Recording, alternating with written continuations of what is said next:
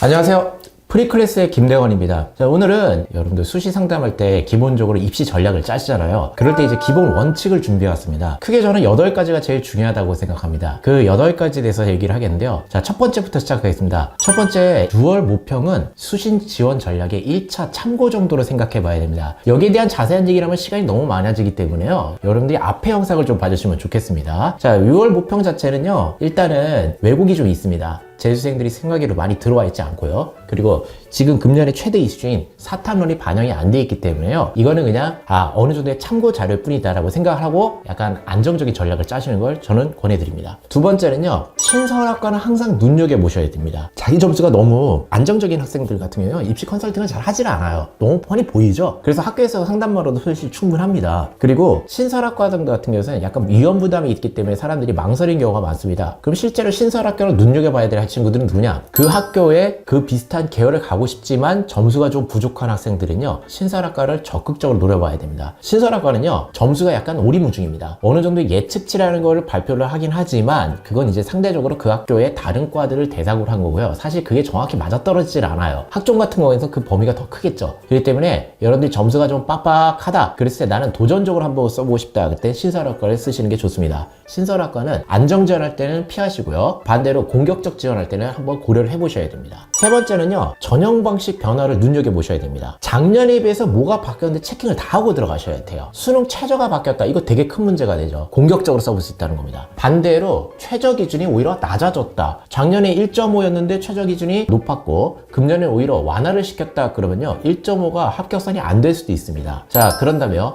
면접도 눈여겨봐야 될게요. 면접이 수능 전에 있느냐 후에 있느냐에 따라서 지원하는 학생들의 성향과 경쟁률은 달라지게 되어 있습니다. 자, 그리고 평가 항목이 바뀌는 경우도 있습니다. 그리고 학종에서 인재상이 바뀌는 경우가 있습니다. 그리고 점수 환산식이 매년 바뀌어야 됩니다. 항상 바뀌는 건 아닌데요, 해마다 바뀌는 학교들이 좀 있습니다. 그렇기 때문에 여러분들이 그런 학교들의 점수 환산식, 특히 진로 선택 과목이 어떻게 바뀌는지를 계산을 하고 들어가셔야 됩니다. 그 다음 네 번째입니다. 모집 단위 변경, 그리고 인원 변동 정말 중요시 보셔야 됩니다. 통폐합을 하거나 학과 분리를 하는 경우 점수가 당연히 바뀌겠죠. 그런 다음에 인원 변동, 자율전공학부를 만들기 때문에 인원이 급감한 학교가 있을 것이고요, 살짝 늘거나 완전히 유지되는 학과들도 있습니다. 이런 학과들을 보면서 체크를 하시고 원서 지원에 고려를 하셔야 됩니다. 그 다음 다섯 번째입니다. 본인의 서류를 정말 객관적으로 보셔야 됩니다. 학종 지원자들은 항상 문제가 그거예요. 자신의 내신 점수만 가지고 옵니다. 그런 다음에 저는 3점대니까 건대 쓸게요, 동국대 쓸게요, 이런 얘기 많이 합니다. 사실 잘 안 되죠. 학생부가 얼마나 그 학교에 맞게 돼 있냐고요. 본인의 서류를 객관적으로 봐야 되는데 이게 정말 쉽지 않아요. 맨날 서류 평가를 한 다음에 항상 학생들에게 의견을 물어보거든요. 자, 너는 네 서류에 대해서 어떻게 생각하니? 그럼 대부분요, 좋은데요, 정말 잘했는데요, 이런 얘기 나옵니다. 너 혹시 다른 사람들 누구한테 평가받아왔니? 그러면요, 학교 선생님한테요.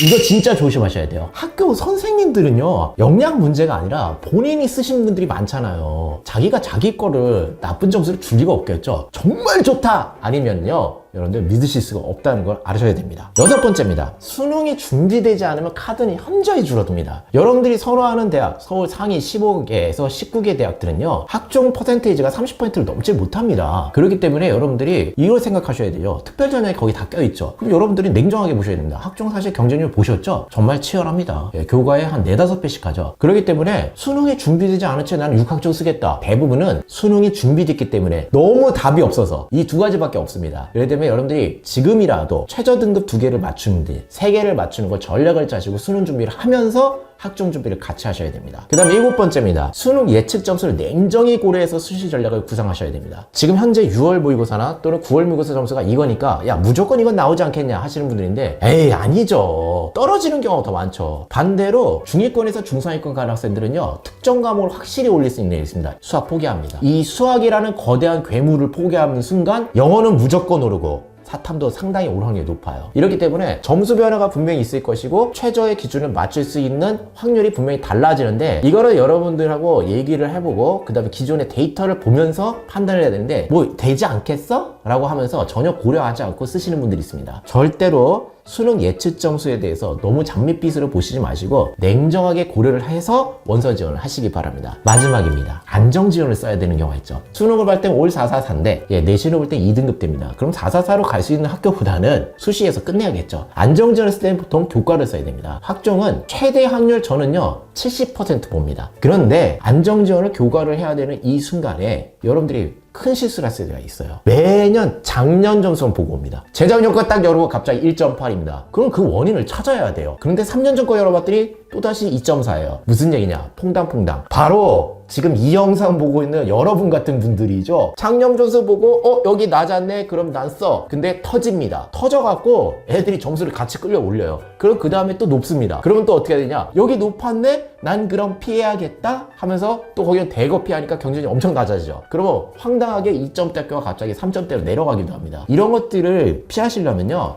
안정지원은 꼭 3년치 교과 점수를 확인하고 쓰셔야 됩니다.